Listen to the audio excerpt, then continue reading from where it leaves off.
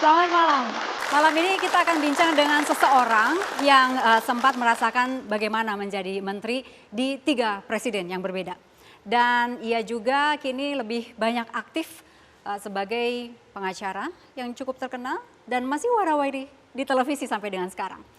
Beliau adalah Profesor Yusril Iza Mahendra. Sudah di sini. Selamat malam, Bapak. Apa kabar? Baik, Saya panggil abang aja ya. Ya, oke. Sebagai warga Belitung, asli Belitung ya, Bang ya? Ya, Lahir dan besar di Belitung. ya sampai tamat SMA di sana. Sampai tamat SMA, kemudian ke Jakarta. Tapi itu nanti disimpan dulu. Yang jelas sekarang lebih banyak sibuk apa? Sekarang lebih banyak ngurus kantor advokat, menangani perkara-perkara, tapi juga masih ngurusin Partai Bulan Bintang, ya kegiatan-kegiatan lain yang bersifat sosial, dan kegiatan-kegiatan akademik, masih juga berlangsung sampai sekarang. Oh, kita lihat dulu ini ada profil Profesor Yusril Iza Mahendra berikut ini. Nama Profesor Dr. Yusril Iza Mahendra sudah tak asing lagi di telinga masyarakat Indonesia. Terlebih sejak berhentinya Soeharto sebagai Presiden Republik Indonesia tahun 1998. Pada era Presiden Soeharto, lelaki kelahiran Kampung Lalang, Manggar, Belitung Timur 5 Februari 1956 ini adalah seorang penulis naskah pidato presiden. Yusril pula yang menyusun pidato pengunduran diri Presiden RI kedua tersebut. Yusril adalah anak ke-6 dari 11 bersaudara yang terlahir dari pasangan Idris Haji Zainal Abidin dan Nursiha Sandon. Ayahnya hanya seorang pegawai kantor urusan agama di Tanjung Pandan, dan ibunya hanya seorang ibu rumah tangga. Pakar hukum tata negara ini sejak SMP sudah rajin mengikuti berbagai organisasi. Pada tahun 1970, Yusril merantau ke Jakarta dan kuliah di Fakultas Hukum Universitas Indonesia dengan spesialisasi hukum tata negara, sekaligus di Fakultas Sastra Universitas Indonesia dengan spesialisasi di bidang filsafat. Selama kuliah di Jakarta, Yusril bekerja sebagai guru mengaji di beberapa masjid dan musola untuk menambah keuangannya yang pas-pasan sebagai anak rantau. Pria yang bergelar Datuk Maharajo Palinduang dan gelar Sri Narendra Dyah Balitung Saif Al-Din Wa'al Daulah ini menyelesaikan kuliahnya tahun 1983 dan menjadi dosen di alma maternya. Ia lantas mendapat kesempatan mengambil gelar master di University of Punjab, Pakistan pada tahun 1984 dan memperoleh gelar doktor ilmu politik dari University Science Malaysia pada tahun 1993. Kini, pria yang sudah 3 kali menjadi menteri di 3 kabinet ini tengah sibuk menjadi pengacara. 1 jam lebih dekat nanti kita akan mengulik masa kecil. Tapi sebelum menuju ke sana, kita lihat dulu ini ada beberapa artikel yang akan kami konfirmasi ke Prof. Yusril. Yang pertama berikut ini. Tanda Yusril soal teroris, PKL dan Satpol PP yang direspons santai oleh Ahok. Jadi memang saya mengamati perkembangan sesudah terjadinya insiden peledakan bom dan granat dan penembakan di sekitar Sarinah di Jalan Tamrin, dan banyak jok-jok juga ya. Ada seorang teman mengatakan kepada saya, Pak Kiai, apakah teror di Jalan Tamrin itu dapat dikatakan sebagai jihad? Pak Kiai mengatakan, oh, kalau jihad itu di jalan Allah, ini di Jalan Tamrin, jadi bukan jihad. Jadi ini itu satu jok saja. Lalu memang ada kisah tentang Pak Jamal, ya, seorang penjual sate Madura yang tidak pernah merasa takut dengan teroris begitu. Dan setelah itu saya lihat amati perkembangan ya. Jadi saya sambil ketawa-ketawa saya mengatakan ternyata bagi pedagang kaki lima di Jakarta mereka sama sekali tidak takut dengan teroris meskipun dikendalikan oleh ISIS dari Syria. Yang mereka takuti ternyata adalah Satpol PP yang dikendalikan oleh Pak Ahok dari Balai Kota. Tapi terorisme yang terjadi di Jalan Tamrin Kemang ini memang mengundang berbagai reaksi dari masyarakat. Ada yang menanggapinya dengan serius, ada yang dengan santai, bercanda dan lain-lain begitu. Ada yang marah juga begitu. Joke-joke seperti ini tidak dilontarkan oleh Pak Yusril begitu. Apa tidak ada rasa tidak sensitif gitu, Pak? Bukan. Saya barangkali salah seorang yang pertama-tama kali ikut menangani masalah terorisme itu. Undang-undang yang berlaku sekarang ini tentang terorisme itu, pemberantasan kegiatan terorisme, itu saya dan kawan-kawan mendraft dalam waktu yang sangat-sangat singkat. Jadi saya sudah melakukan studi, waktu itu saya jadi Menteri Kehakiman tentang terorisme ini. Tiba-tiba terjadilah peledakan bom di Bali. Ternyata polisi maupun tentara itu tidak bisa bertindak apa-apa. Bagaimana kita mengatasi terorisme ini? Karena kita tidak punya landasan hukum untuk menindak dan mengatasinya. Yang kita punya hanya KUHP, Undang-Undang tentang Senjata Api tahun 54, yang semua itu tidak bisa mengcover kegiatan yang disebut dengan terorisme. Itu semua peraturan-peraturan tentang kejahatan biasa. Sementara terorisme itu kejahatan yang sebenarnya tidak biasa. Nah, lalu hanya dalam waktu beberapa hari kami kemudian berhasil menyiapkan rancangan peraturan pemerintah pengganti undang-undang tentang terorisme. Maka jadilah Perpu nomor 1 tahun 2002. Tapi oleh karena itu Perpu sudah disahkan 10 hari, berapa hari sesudah terjadinya bom Bali, maka saya memperlakukan retroaktif bom Bali itu sampai dengan peristiwa terjadinya peledakan bom itu. Lahirlah 2 Perpu terorisme dan ada yang menuduh bahwa Perpu terorisme itu akan berangus Islam dan sebagainya. Saya menolak kalau terorisme itu dikaitkan dengan Islam. Ya, saya pikir yang di abad modern ini yang banyak mula-mula menggunakan cara terorisme itu adalah gerakan perlawanan di Irlandia Utara. Yang sebenarnya mereka Katolik sebenarnya. Yang melawan dominasi dari Inggris yang beragama Kristen Anglikan. Jadi Muammar Gaddafi dari Libya dan lain-lain itu belajar menggunakan bom dan lain-lain itu dari orang Irlandia sebenarnya. Jadi bukan, tapi kenapa belakangan dituduhkan kepada Islam seperti itu kan. Baik, Pak Yusril. Jadi saya malam itu harus mutar otak. Bagaimana caranya membuat skenario presiden berhenti. Di perjalanan karir juga sempat lumayan panjang juga ya di Sesnek, lumayan lama gitu. Ada cuplikannya yang ingin kami perlihatkan? Berikut ini. Oleh karena itu dengan memperhatikan ketentuan pasal 8 Undang-Undang Dasar 1945 dan setelah dengan sungguh-sungguh memperhatikan pandangan pimpinan Dewan Perwakilan Rakyat dan pimpinan fraksi-fraksi yang ada di dalamnya, saya memutuskan untuk menyatakan berhenti dari jabatan saya sebagai Presiden Republik Indonesia terhitung sejak saya bacakan pernyataan ini pada hari ini, Kamis 21 Mei 1998. Peristiwa ini menjadi salah satu sejarah yang sampai sekarang masih terukir begitu, Bang Yusril. Ceritanya gimana behind the scene-nya? Yang kita tahu hanya Pak Harto membacakan itu begitu. Tetapi sebelumnya penyusunannya dan lain-lain pidatonya seperti apa? Iya, yang terakhir itu sebenarnya tidak sendirian. Beberapa tokoh juga terlibat, antara lain Pak Sunarto Sudarno, Pak Bambang Kesowo, Pak Syafruddin Bahar, itu sama-sama menuangkannya itu dalam naskah pidato pernyataan berhenti Pak Harto itu. Tapi sempat alot nggak pembuatannya? Enggak sebenarnya. Jadi pada waktu kabinet terakhir Pak Harto itu, saya sudah memprediksi bahwa keadaan itu akan terjadi seperti itu. Ya. Pada waktu Pak Harto akan menghadiri pertemuan di Kairo, itu saya sudah menulis satu risalah yang diberikan kepada kalangan TNI, bersiap-siap menghadapi kemungkinan yang paling buruk. Ya.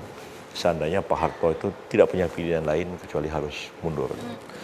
Nah, ternyata memang ketika Pak Harto pulang ke tanah air, situasi itu sudah sangat mencekam, demonstrasi di mana-mana ketika Pak Harto sudah pulang dari Mesir. Dan pada waktu itu memang ada keinginan membentuk komite reformasi. Jadi datanglah beberapa orang diundang ke istana, Pak Nurholis Majid, Pak Gus Dur, Pak Kiai Ali Yafi, MH Aidon Najib, dan lain-lain. Saya juga diundang juga ke situ. Kita mengadakan pertemuan dan menyarankan supaya dibentuk komite reformasi. Dan saya mengatakan, Pak, inilah saat yang paling tepat Pak Harto mengundurkan diri. Itu saya katakan dalam rapat itu. Iya, saya memang sudah mau mundur. Cuman bagaimana keadaan ini harus tetap terkendali. Begitu. Jadi waktu itu pikirannya adalah kita membentuk komite reformasi itu sebagai transisi. Sampai dibentuknya satu pemerintahan yang baru. Nah, tapi ternyata upaya untuk membentuk komite reformasi itu tidak berhasil dilakukan. Dan yang paling mengenaskan adalah pada malam tanggal 20 itu terdengar isu bahwa sejumlah menteri mengundurkan diri. Dan menjelang maghrib Pak Harto panggil saya dengan Pak Saadillah Mursyid di rumah beliau di Jalan Cendana, mengatakan, ya tadi saya dengar begitu, tapi saya sudah cek sama mbaknya, katanya. Maksudnya mbaknya itu Mbak Tutut, maksudnya mbak itu tidak betul. Tapi ternyata kira-kira jam 8:30 malam saya keluar dari rumah Pak Harto karena bekas-bekas wakil presiden itu datang satu demi satu. Pak Umar, Wirahadi Kusuma, Pak Tri Sutrisno, terakhir Pak Habibie datang. Pas saya pikir ini pasti lama. Maka saya bilang sama Pak Wiranto, saya berdua aja duduk sama Pak Wiranto di depan. Bilang, Mas, saya mau keluar dulu, mau ngambil baju. Ya, saya pergi ke rumah Pak Malik Fajar di Jalan Pekalongan. Sampai di situ ada Pak Akbar Tanjung sama Pak Tandri Abeng. Pak Akbar bilang, Ril, gimana di Jalan Cendana? Orang nggak bisa masuk ke situ, kecuali kamu yang bisa masuk, katanya. Iya, saya bilang, ya Pak Harto mungkin akan mundur besok. Bang, saya bilang, apa betul menteri-menteri mundur? Tadi Pak Harto bilang itu nggak betul. Terus Pak Akbar buka jaket dan mengeluarkan amplop surat. Mengatakan, ya menteri-menteri ini suratnya. Loh, saya kaget. Dan surat itu saya bawa ke Jalan Cendana dan saya lapor ke Pak Harto, berdua dengan Pak Saadillah, bilang, Pak, ini surat menteri-menteri mundur. Kamu dapat dari mana, Ril? Ini dari Pak Akbar Tanjung. Pak Harto baca. Kok begini ya? Katanya. Ya sudah, kalau gitu saya mundur saja. Disiapkan bagaimana berhentinya.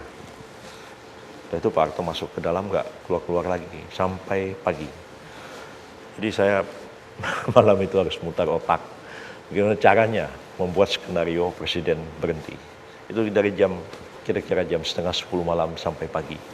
Nah, situlah datang Pak Syafruddin Bahar, Pak Bambang Kesowo, Pak Sunarto Sudarno ke Jalan Cendana juga untuk menyiapkan sama-sama naskah pengunduran diri Pak Harto. Saya harus meneleponi banyak orang, termasuk meneleponi Ketua Mahkamah Agung almarhum Pak Sarwata, karena prosedur berhentinya presiden itu tidak menggunakan cara yang normal. Jadi saya harus mencarikan jalan keluar konstitusionalnya, bagaimana supaya berhenti. Makanya tadi seperti didengar Pak Harto mengatakan, saya menyatakan berhenti. Ya, bukan mengundurkan diri, bukan minta berhenti, bukan meletakkan jabatan. Itu saya menggunakan kata-kata menyatakan berhenti. Jadi itu statement sepihak, karena presiden tidak menyatakan itu di hadapan MPR. Presiden kan dipilih oleh MPR. Dan ya banyak hal-hal yang kan sangat mencekam ya. Tapi saya melihat Pak Harto sangat tenang. Pagi-pagi menjelang keluar dari rumah itu masih sempat saya ngomong sama beliau, Pak, ini naskah pengunduran dirinya sudah diketik. Pak Harto bilang sama saya, Ril, kamu tulis itu kabinet saya nyatakan dimisioner. Gitu. Saya bilang, enggak Pak, kabinet tidak dimisioner. Ya, Bapak berhenti, kabinet dilanjutkan oleh Pak Habibie.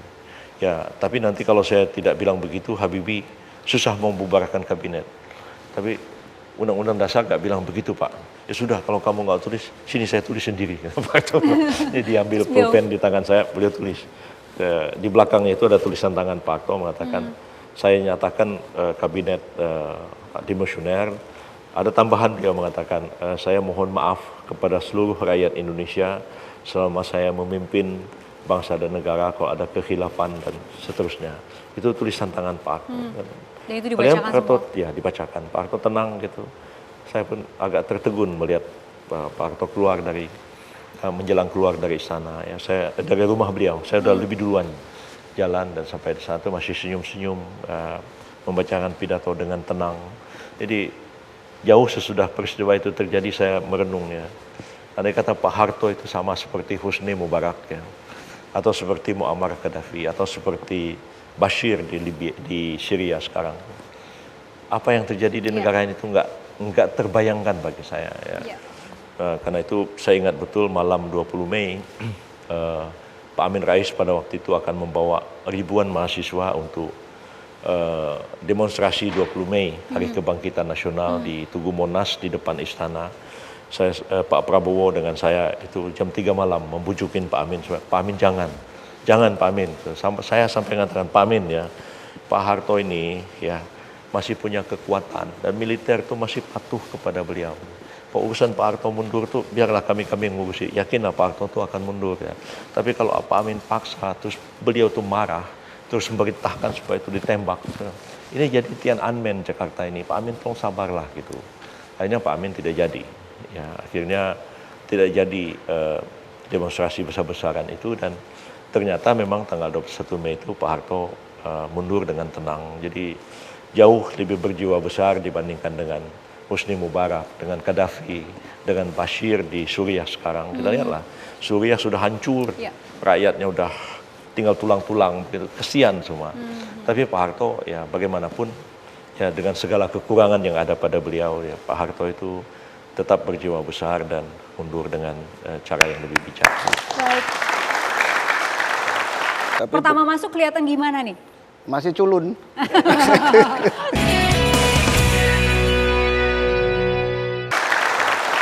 Wow, saksi sejarah dan kemudian juga ada suka duka berada di Sekretariat Negara, begitu ya. Awal mulanya ini Prof. Yusril diminta oleh Pak Mudiono langsung dan menjadi penulis pidato yang tadi itu Bapak sudah sampaikan, gitu. Kemudian cukup lama juga Bapak berada di Sesnek. Ya. Berapa? Ada 4-5 tahun. 4 sampai 5 tahun. Ya. Di situ tidak hanya menulis pidato saja, tetapi juga ada hal-hal yang lain. Iya, tugas saya antara lain menyiapkan naskah-naskah kepresidenan. Salah Jadi satunya semua Pak Muhanto surat-surat mungkin? presiden. Ini juga beliau. Halo Bapak. Pak Muhanto apa kabar? Alhamdulillah baik. Sini. Iya. Keren. Yang duluan Pak Muhanto dulu di Sesnek. Saya tahun 80. Ya, beliau dulu. Jadi Oke. sampai eselon 2 beliau baru masuk. Tapi Pertama masuk kelihatan gimana nih? masih culun. Culun itu gimana tuh gambarannya? Kan mantan guru ngaji ya, mau nggak mau ya itulah, bukan tapi lebih ganteng sekarang sih. Oh. Gitu. Jadi culun itu dalam penampilan. Kalau dalam pekerjaan, Nah itu begini, yang catatan saya secara spesifik itu, dulu itu kalau nyusun pidato itu Pak Harto itu, namanya itu Pak Mur itu karismanya tinggi sekali. Dan itu konsinyir seminggu gitu di puncak sana, bukunya itu bermobil-mobil begitu. Itu Pak Narto itu yang ketuanya. Tapi begitu beliau diganti Pak Yusril, jarang bawa buku, nggak tahu konsepnya dari sini gitu. Kira-kira seperti itu yang saya tahu itu. buku yang banyak itu masuk semua ke sini. Ya kira-kira gitu. Jadi kalau perpustakaan jalan begitu. Itu. Nah itu yang pertama. Yang kedua, waktu pergantian tadi saya lihat CV-nya itu kan, itu ada pergantian Pak Harto itu kan. Nah itu dulu beliau satu-satunya yang dicari oleh Pak Mur, karena jenderal nggak berani ngadep Pak Harto. Artinya Pak Yusril yang dijadiin sandra gitu. Nah, ini biar cerita sendiri nanti. Gitu. Yang diumpanin gitu. Kira-kira begitu, karena beliau tadi pemberani betul gitu. Gitu. Pemberani, tapi maksudnya pemberani dalam arti ketemu dengan Pak Harto tuh santai aja gitu, nggak? Oh, dianggap anaknya atau mungkin menantunya dulu begitu. Jadi aja gitu, santai aja gitu. Betul nih Pak Yusril kalau ketemu dengan Pak Harto itu merasa diumpani oleh teman-temannya, jadi umpannya. Iya, memang di Seknek pada waktu itu saya yang paling kecil, yang paling muda di antara semua. ada Pak Ali Afandi almarhum sudah sangat sepuh ya. Ada Pak Narto sudah menjelang pensiun, pada itu ada yang sudah sangat senior seperti Pak Pamangkesowo dan lain-lain begitu. Jadi saya yang paling kecil ada di situ. Ya, karena itu Pak Harto itu kebiasaannya kalau manggil orang itu tidak sebut namanya. Misalnya Pak Faisal Tanjung bilang jenderal begitu. Apa Murdiono itu Mensesnek. Tapi kalau saya bilang, Ril, kamu gimana? Gitu. Karena dianggap saya paling kecil begitu. Jadi dan karena beliau itu percaya kepada Pak Yusril waktu iya, jadi saya pun santai-santai saja. Jadi kadang-kadang saya dikerjain juga sama almarhum Pak Murdiono gitu. Nah, ayo kita menghadap Pak Harto. Ada apa Pak Mur? Ini saya pakai celana jin begini. Ya terserah, tidak apa-apa, ikut aja. Pakai saya pakai celana jin. Gitu. Masuk Pak Harto ngomong-ngomong. Gitu. Bagaimana? Mensesnek bagaimana? Tanya, Ril, kamu gimana pendapatnya? Nanti saya ungkapkan menurut pikiran saya yang sebenarnya seperti ini. Lalu, ya sudah kalau gitu kita tunda. Kalau ditunda tuh nggak jadi. Kalau keluar dari situ Pak Murdiono ketawa gitu. Ya itulah gunanya sampean saya ajak ke situ. Biar sampean yang bilang enggak sama Pak Harto katanya. Nggak tega untuk bicara langsung gitu. Pak Muhanto. Kayaknya Pak Mur aja yang ngomong enggak gitu. Kalau saya nanti didamprat, kalau situ kan dianggap anak kecil gitu. Jadi, Pak Muhanto juga salah satu yang ngumpanin satu ini. Nah, kalau itu saya bekokkan ya zaman Gus Dur itu. iya. Itu Iya. beliau itu dikasih cincin khusus bil khusus, diminta orang siapa nggak boleh, tapi dikasih Pak Yusril. Itu nggak tahu cincin apa, saya nggak tahu itu.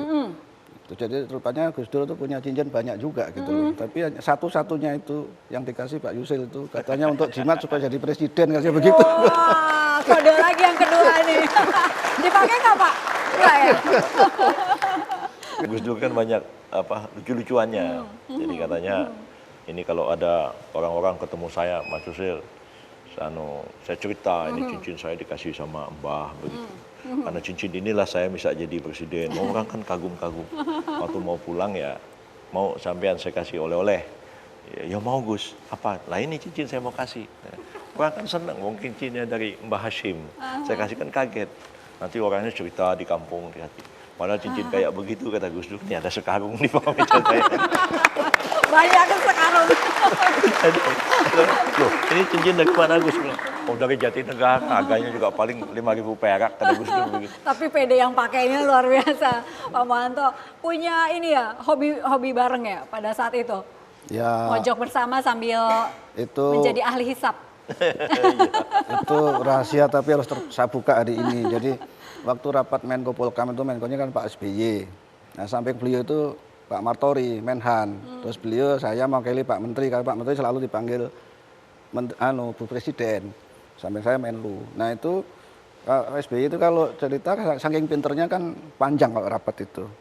Nah, beliau kadang-kadang, waduh capek nih, ya keluar dulu, ngapain udut gitu, udut. Nah lama-lama Pak SBY, loh kok ini 3 orang kok selalu satu keluar gitu, jadi tahu rupanya. Jadi rokok.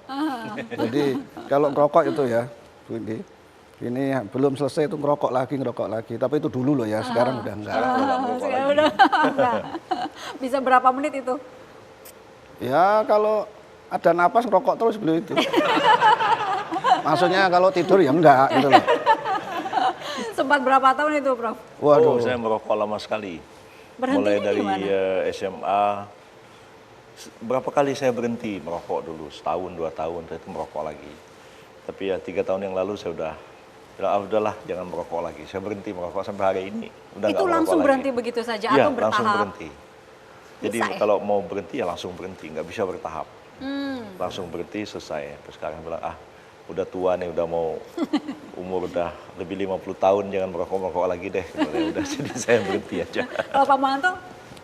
Oh masih, karena saya orang Kudus. Enggak merokok, enggak cuman udut. Beda ya? Beda. Baik, Pak Muhanto terima kasih. Ini rahasia belum dibongkar semua ya? Oh belum. Belum. Tapi terima kasih sudah hadir bersama kami. Prof, kita lanjutkan ya setelah jeda berikut, kami segera kembali. Ada buktinya nih soal masak nih, bener apa enggak ya? Kita lihat di tayangan berikut ini. Bang Yusril ini anak ke-6 dari 11 bersaudara. Iya. Ya, Saya bacakan dari yang pertama ya, ini dapat bocoran. Wow. Ada 11 orang. Yuslim yang pertama, Yusmin, Yusfi, Yuslih, Yusniar, Yusril, Yusron, Yuslaini, Yusmiati, Yushari, dan Yustiman. Ya. Saya boleh bincang dengan 2 di antaranya. Oh boleh. Oke, Silakan. Bang Yuslih, ini yang nomor 4 ya. Ya. Mungkin bisa diceritakan semua 11 orang ini nama depannya Yus. Mungkin ada pernah diceritakan oleh orang tua mengapa demikian? Iya, jadi dari ayah saya itu mengatakan use itu adalah to do dalam bahasa Inggris, artinya kata kerja. Jadi bapak saya bilang sengaja dikasih nama use supaya anak-anak saya itu tidak malas bekerjanya giat. Itu yang disampaikan bapak saya kepada saya. Oke, dan terbukti 11-11-nya giat semua? Ya, itu. Oke. Nama tengahnya semuanya Iza atau enggak? Iza itu adalah singkatan dari nama ayah saya, Idris Haji Zainal. Oke. Dan 11 ini? Ya, memakai nama Iza belakangnya. Oke. Boleh cerita nggak Bu, Ibu Yusniar mungkin? Ini Ibu Yus ini kan persis di atasnya Pak Yusril ya? Iya. Seperti apa sih Yusril kecil itu, panggilan kecilnya apa? Panggil kecilnya Ndin. Ndin. Dari mana itu? Ya nggak tahu ya dari mana. Setelah saya besar saya tahunya dia panggil seperti itu. Mungkin Yusril kita nggak bisa ngomong seperti itu ya. Akhirnya panggilnya Ndin Ya. gitu. Kecilnya ini seperti apa? Memang sudah tukang belajar? Iya, dia belajar. Dia sangat pintar. Waktu saya SD kelas 1, dia belum sekolah. Tapi saat saya bisa membaca, dia juga udah bisa membaca. Tapi belum sekolah? Belum sekolah. Oke. Yang disampaikan Yusniar itu benar. Dari kecil saya tahu Yusril itu pintar dan dia tuh berani. Beraninya begini, dia tuh ke laut nggak takut dengan air. Dia jago berenang. Itu aja. Dia suka sekali mencari ikan di laut. Oke. Itulah kehidupan dia di masa kecil. Abang ikut waktu itu? Saya enggak, saya sukanya ke kebun. Oh. Kalau Yusril sukanya ke laut. Ke laut gitu. Teman ke laut siapa nih dari 11 orang ini? Enggak. Yuspi yang Yuspi. Oke. Yuspi temannya. Itu kakak yang keempat. Ibu, kenangan-kenangan orang tua membesarkan 11 anak ini mungkin Ibu masih ingat? Karena kita 11 beradik ya. Saya perempuan yang tertua ya. Jadi karena ibu saya tuh anaknya banyak sampai 11, kita tuh harus bisa kerja. Jadi semua dari 11 beradik itu semuanya bisa masak. 11-11-nya? Ya, bisa masak. Dan Oke. kita giliran harus bisa nyuci piring, bisa nyapu, bisa segala pekerjaan rumah tangga karena harus membantu ibu, di mana kita tidak punya pembantu. Sampai sekarang pun seperti Yusril, Yusron itu suka masak. Oke, ada buktinya nih soal masak nih. Bener apa enggak ya? Kita lihat di tayangan berikut ini.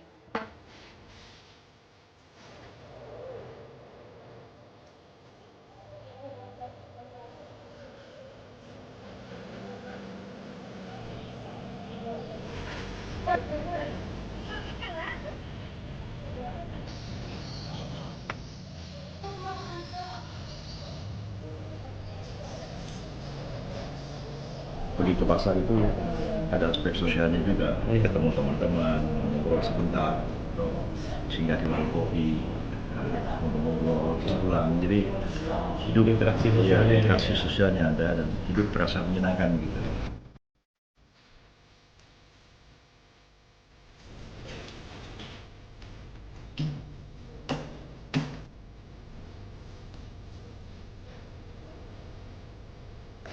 Bagiannya seringnya tugas apa bang? Kalau sama ibu dulu biasanya masak atau Ya segala macam gitu dan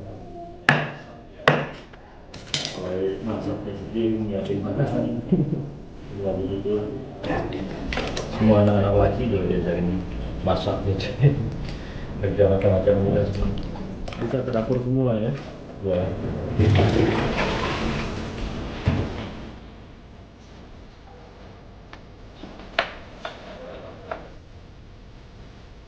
Dan keras kan biasanya.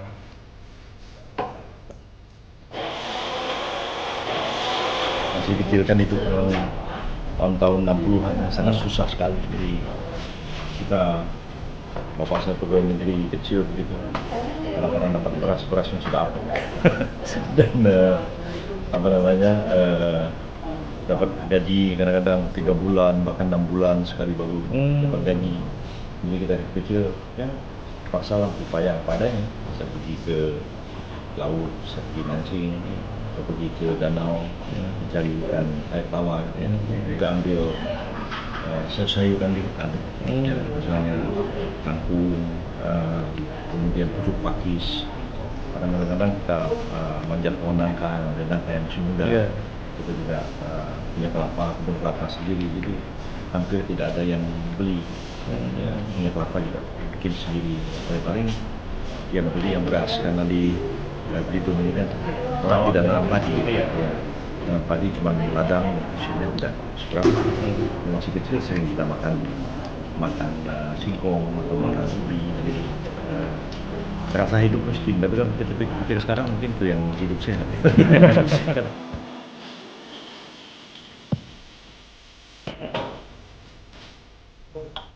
Senang sekali.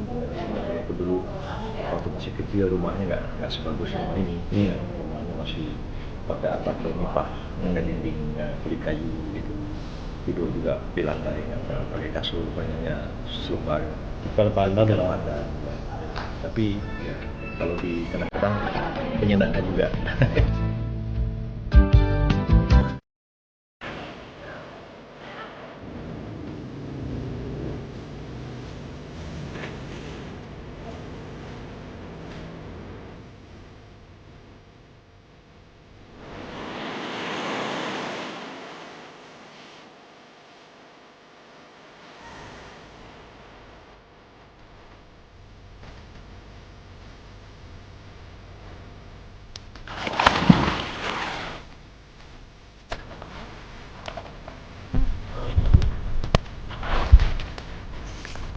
Lo berenang di laut dari kecil Bang ya?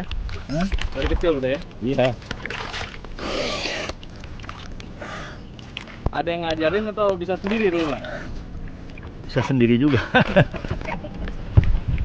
Muka Bang Yusril di kampung sama di Jakarta beda. Lebih lepas kayaknya di sini Bang ya? Iya. Lebih segar kayak di sini. Iya, lebih santai kayak pikiran. Kalau di sana di kantor aja setiap hari orang datang banyak sekali. Dari pagi sampai malam kan saya udah capek sekali. Kalau di sini santai. Jadi bagus juga sih kalau pulang ke sini. Ya, sebulan atau 2 bulan sekali. Ya, jadi ada refreshing, nggak banyak beban-beban pikiran gitu.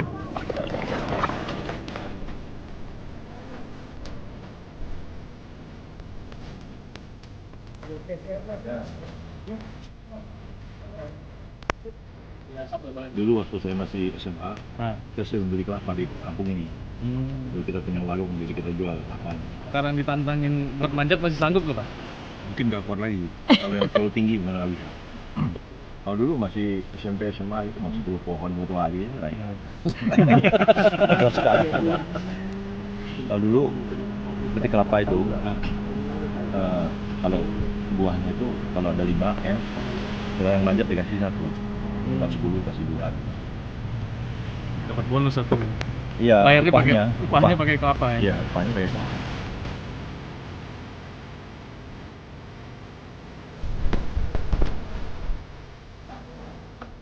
Yusril sehat ya?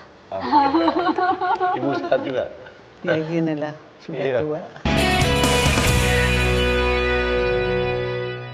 Prof, ini ada kesaksian dari beberapa orang mengenai seseorang bernama Yusril Iza Mahendra.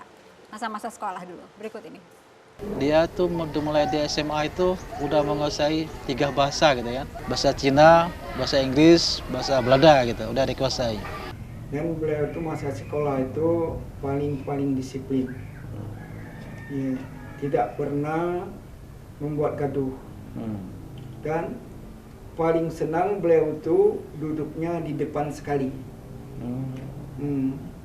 Dan kenyataan beliau itu yang paling gemar adalah mata pelajaran PPKN atau Tata Negara. Ani. Dan juga beliau sering berdebat dulu sama gurunya Tata Negara PKN, itu namanya Ibu Sintaria Purba. Sampai-sampai guru keluarga negara itu Bu Sintaria Purba itu sampai meneteskan air mata atau nangis karena selalu berdebat dengan Pak Yusril kan. Yang dihukum oleh Pak Harjono tuh nggak terlupakan pasti buat Pak Yusril sama Bapak kali ya? Kemungkinan tidak terlupakan itu. Bener Pak, Bapak pernah hukum Pak Yusril dulu gara-gara telah datang ini? Pernah? Iya. Kena struknya udah dari tahun 2006. Stroke itu Bapak emang susah komunikasi setelah itu? Iya. Nggak bisa komunikasi Pak. Emang udah nggak bisa komunikasi? Iya. Itu kesaksian ada sahabat, ada kepala sekolah, dan guru. Iya betul. Masih hafal semuanya? Masih ingat. Yang terakhir tadi masih ingat nggak Pak siapa? Oh iya Pak Arjo namanya. Pak Arjo. Ya. Beliau sedang menderita sakit stroke ya? Iya, sudah stroke. Ada yang disampaikan mungkin ke beliau? Ya, mudah-mudahan beliau cepat sembuh ya, sehat kembali. Dan sedih juga melihat beliau dalam keadaan sakit. Dan tadi itu yang disebut Ibu Sintaria Purba. Sudah lama saya nggak ketemu beliau itu, tapi beliau tinggal di Bangka. Yang tadi dikatakan Pak Prof sering mendebat beliau sampai nangis gitu. Iya, saya menyesal juga kalau membuat beliau sampai menangis. Mau menyampaikan langsung? Oh, Ibu Sintaria. Iya, wah, kabar Bu.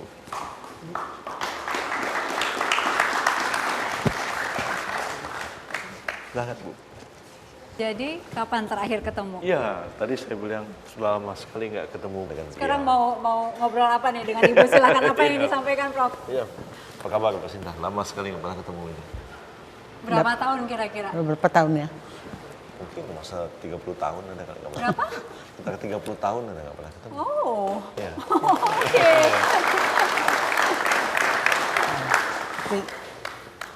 Pak Jadi? Yusril sehat ya? Ibu sehat juga? Ya ginilah, sudah Iya. tua. Ibu, betul ya Bu ya? Ini murid yang sering mendebat Ibu, sampai Ibu nangis. Benar. Kenapa Bu sampai ya debatnya soal apa? Dan kemudian kenapa Ibu sampai nangis? Macam-macam perjalanan. Contohnya Bu. Contohnya dia bertanya soal pengamalan ketuhanan yang Maha Esa. Waktu itu saya hanya menjawab, yang kita persoalkan bukan Tuhan, tetapi pengamalannya, saya bilang. Jadi dia bersoal terus, lebih terserah kaulah, aku bilang sambil nangis. Terakhirnya ada terserah kaulah begitu. Terserah kaulah. Iya. Emang gitu kebiasaannya, Prof. Iya, Yusri memang. selalu ingin. Ibu Sinta ini mengajar saya dari SMP Iya. sampai ke SMA. Masih beliau juga mengajar mata pelajaran yang sama. Ada kakak saya yang paling tua yang sudah meninggal, Pak Yuslim namanya, itu sahabat dengan beliau ini. Saya dengan beliau ini belajar banyak tentang kewarganegaraan. Pada saat itu pernah panggilnya Ibu Yusril aja waktu itu. Iya. Iya. Datang ke rumah Ibu pada saat SMP. Ya. Ini hanya untuk menanyakan cara memberhentikan Bupati. Betul. Datang ke rumah Bagaimana Ibu. cara memberhentikan bupati kan? Waktu itu kalau tidak salah, maaf Pak Yusril, Udah menteri jadi Pak Yusril sekarang. baru kelas 2 SMP. Jadi saya katakan, belum waktunya kau berpikir begitu. Tunggulah kalau kau nanti sudah jadi manusia benar-benaran, kau memberhentikan kebiasaan dia. Bu, kalau di kelas ini duduknya di mana Bu? Di depan, Di depan. Terus? duduknya begini. Oke. Memperhatikan gitu. Karena saya, kau deh. Maaf ya. Iya, nggak apa-apa. Ini Ibu ngobrol dengan Prof. Yusril begitu. jadi ada maaf-maaf gimana tuh? Habis sekarang sudah bapak saya. Bu, murid yang dulu sering mendebat ibu, sampai katanya tadi ada beberapa kesaksian sampai nangis gitu. Ini sekarang sudah ya seperti ini gitu. Udah hebat ya Pak ya.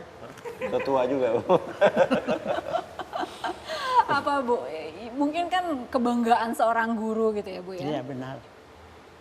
Saya terkesan bangga memang sama bekas anak didik ini. Dia itu baik, tidak pernah berkelahi, tidak pernah bertengkar. Cerdas. Suka berdebat aja. Berdebat saja. Cerdas, pintar. Oke. Pandai bahasa Cina. Laksamana Cheng Ho juga. Ini apa karena inspirasinya dari Ibu Sintaria menjadi ahli hukum tata negara?